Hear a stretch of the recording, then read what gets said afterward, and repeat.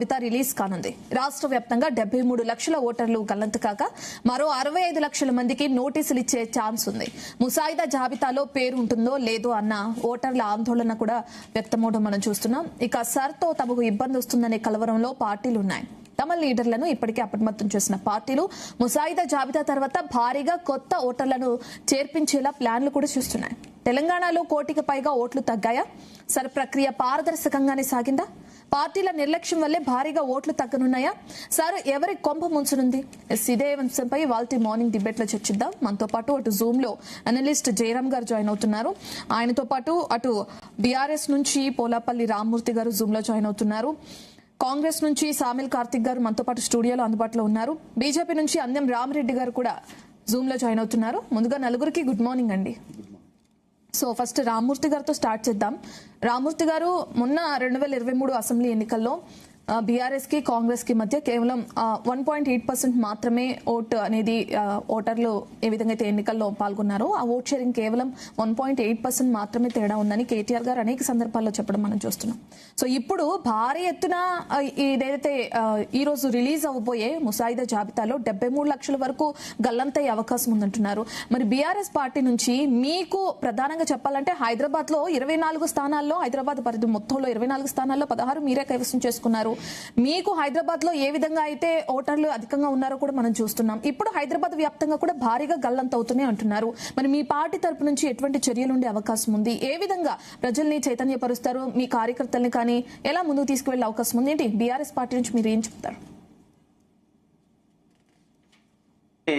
అప్రమత్తంగా ఉన్న పార్టీ రాష్ట్రంలో వాస్తవంగా మా పార్టీ అని చెప్పుకోవచ్చు. ముఖ్యంగా కాంగ్రెస్ పార్టీ గాని బీజేపీ పార్టీ గాని ఎస్ఐఆర్ లో కొంత వెనకడుగులో ఉన్నదన్న విషయం స్పష్టం. అదే విధంగా దేశవ్యాప్తంగా జరుగుతున్న ఎస్ఐఆర్ లో గాని, మన రాష్ట్ర వ్యాప్తంగా జరుగుతున్న ఎస్ఐఆర్ లో గాని, రాష్ట్ర వ్యాప్తంగా జరిగిన ఎస్ఐఆర్ లో 3,38,00,000 దాదాపు 26,448 మంది ఓటర్లుంటే రెండు ఫామ్స్ అంటే దాదాపు 6,76,52,896 ఫామ్స్ ఇంటింటికి ఇవ్వడం జరిగింది.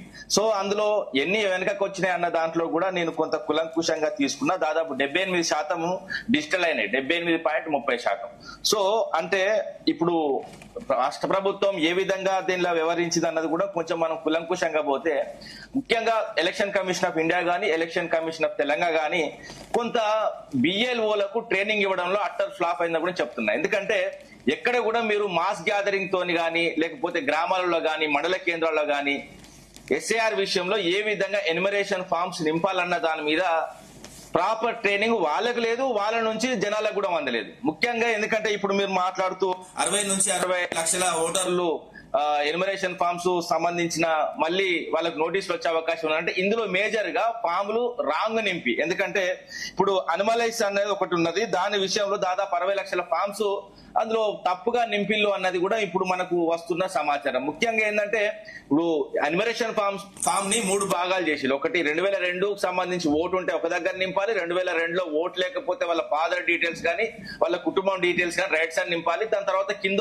కింద వాస్తవంగా 3వ దాంట్లో వాళ్ళ సెల్ఫ్ కు సంబంధించిన అడ్రస్ కానీ లేకపోతే వివరాలు కానీ నింపాలి. ఈ విషయంలో ప్రాపర్ గా ఎవరికి ట్రైనింగ్ ఇవ్వలేదు. నేను కూడా ఎందుకంటే ఎస్ఐఆర్ ప్రక్రియకు సంబంధించి మా హన్మకొండ పార్టీ ఆఫీస్ లో ఒక బాధ్యతగా నేను ఒక బాధ్యతలో ఉన్న ఆ బాధ్యత కూడా నాకు అప్పచెప్పడం జరిగింది. హన్మకొండ జిల్లాకు సంబంధించిన ఓటర్లకు సంబంధించి ఎక్కడెక్కడ ఏ ప్రాబ్లమ్స్ ఉన్నాయన్నది మేము టోల్ ఫ్రీ నంబర్ కూడా ఇవ్వడం జరిగింది. దాదాపు ఆ టీమ్ లో కూడా నేను కీలకంగా పనిచేశాను. ఎందుకంటే ఇక్కడ ఉన్న ప్రాబ్లమ్స్ ఏంది, బిఎల్ఓలకు బిఎల్ఏలకు మధ్యలో వచ్చిన ప్రాబ్లమ్స్ ఏంది, ఎందుకంటే రాష్ట్ర వ్యాప్తంగా దాదాపు ఎందుకంటే 35,985 పోలింగ్ స్టేషన్లు ఉంటే 36,000 మంది బిఎల్ఓలను ప్రభుత్వం అంటే ఎలక్షన్ కమిషన్ ఆఫ్ ఇండియా లేకపోతే ఎలక్షన్ కమిషన్ ఆఫ్ తెలంగాణ ఎందుకంటే నియమించిన దాంట్లో ఏం జరిగిందంటే ఈ 36,000 మందికి ప్రాపర్ ట్రైనింగ్ ఇవ్వలేదు.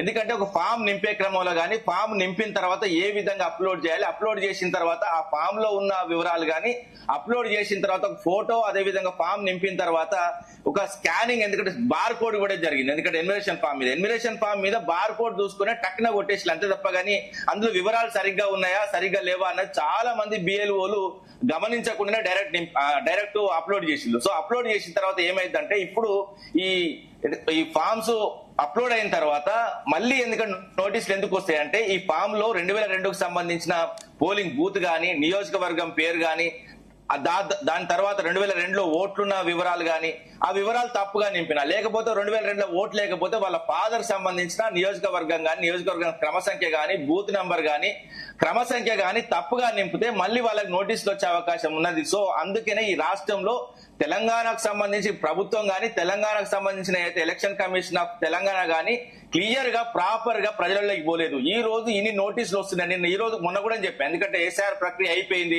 10వ తారీఖుతోనే అయిపోయింది అంటే అయిపోలేదు, ఇప్పుడే స్టార్ట్ అయింది. ఎందుకంటే ఇప్పుడు నోటీసులు వస్తాయి. ఇప్పుడు ఎందుకంటే వాళ్ళకి ముసాయిదాలో పేర్లు ఉన్నాయా లేవా అని చెక్ చేసుకున్న తర్వాత ఒకవేళ పేర్లు లేని వాళ్ళు ఎంతమందికి వస్తున్నాయి నోటీసులు అన్నది కూడా మనం గమనించాలి. ఎందుకంటే ఇప్పుడు ఆ నోటీసులు వచ్చిన తర్వాత కూడా ఒక్కొక్కరికి ఒక డేట్ ఇవ్వడం జరుగుతుంది. ఆ డేట్ ప్రకారం వాళ్ళు హాజరయ్యి వాళ్ళ ఎలక్షన్ కమిషన్ ఆఫ్ ఇండియా ఎవరినైతే అపాయింట్ చేసిందో ఇక్కడ, ఎందుకంటే పోలింగ్ బూత్లకు సంబంధించి కానీ, లేకపోతే మండల స్థాయిలో కానీ, లేకపోతే జిల్లా స్థాయిలో కానీ వాళ్ళ దగ్గరికి వెళ్లి ఏదైతే వాళ్ళకి సంబంధించిన వివరాలు సబ్మిట్ చేయవలసిన అవసరం ఉంటుంది. సో సబ్మిట్ చేసే విషయంలో కూడా మేము అప్రమత్తంగా ఉన్నాం. ఎక్కడెక్కడ ఏ డివిజన్లలో ఏ గ్రామాల్లో ఏ విధమైన పరిస్థితుల్లో ఎక్కడెక్కడ ఎవరి ఇంకా ఎలిమినేషన్ ఫామ్స్ డిజిటలైజ్ కాలేదు అన్న అంశాలు ముందే తీసుకోవడం జరిగింది.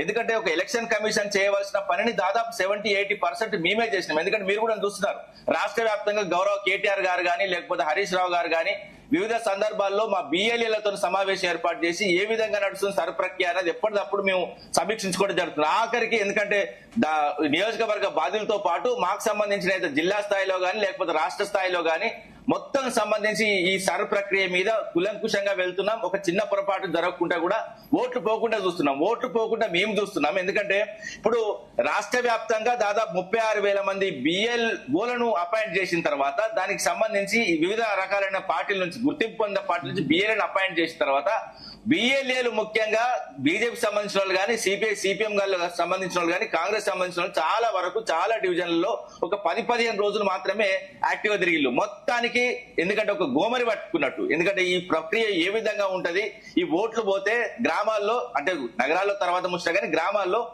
ఒకవేళ ఓటు పోతే వాళ్ళ ప్రాణం పోయిన లెక్కతో సమానంగా చూస్తారు. కాబట్టి ఈ అంశంలో క్లియర్ గా ఒక్క ఓటు పోకుండా గ్రామ స్థాయిలో మాత్రం పూర్తిగా కాపాడినాం. సిటీలో కూడా దొంగ ఓట్లు గానీ, లేకపోతే రెండు ఓట్లు గానీ, అదే విధంగా షిఫ్టింగ్ సంబంధించిన ఇక్కడ ఓటుండి వేరే నియోజకవర్గంలో ఓటుండి, ఇక్కడ ఓటుండి వేరే రాష్ట్రంలో ఓటున్న వాళ్ళని కూడా మేము గుర్తించినాం.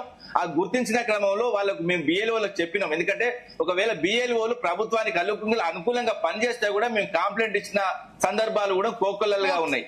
అందుకనే ఎప్పుడైనా ఈ ప్రక్రియ స్టార్ట్ అయిన నుంచి ఎండ్ అయ్యే వరకు నేను చెప్తున్నా కదా, మొత్తం ఈ అక్టోబర్ ఎందుకంటే అక్టోబర్ మధ్య వరకు ఉన్నది కాబట్టి అక్టోబర్ మధ్య వరకు ఏ విధంగా మేము అప్రమత్తంగా ఉండి ఏ విధంగా ఓట్లు పోకుండా చూస్తారో చూడండి.